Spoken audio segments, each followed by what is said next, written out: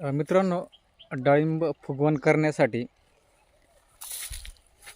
आपण जे काही वॉटर सोल्युबल खतं वापरत असतो त्यासोबत मित्रांनो आपल्याला स्लऱ्या वापरणं पण खूप गरजेचं आहे. त्यामध्ये स्लऱ्यामध्ये जर आपण म्हणलं तर आपण मग जीवामृतची स्लरी वापरू शकतो, अमृत पाणी वापरू शकतो, अजूनही इतर काही स्लऱ्या आहेत त्या वापरू शकतो.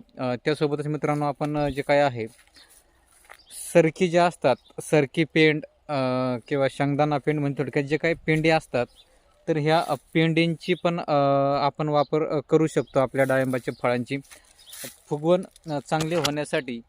तर ती नेमकं कशी करावी किंवा कशी वापरावी, त्याला शेंगदाणा पेंड किती घ्यावी, सरकी पेंड किती घ्यावी आणि त्याबरोबर अजून काय काय मिक्स करावं, याच्यावर आपण जो आहे आपला एक मोठा व्हिडिओ टाकलेला आहे. तर नक्कीच जाऊन आपल्या चॅनलला व्हिजिट करा आणि तो व्हिडिओ पूर्णपणे बघा आणि त्यानुसार जे काय आपली स्लरी जी आहे ती बनवा आणि आपल्या डाळिंब प्लॉटला सोडून डाळिंबाची जी आहे ही फुगवण चांगल्या प्रतीची करा.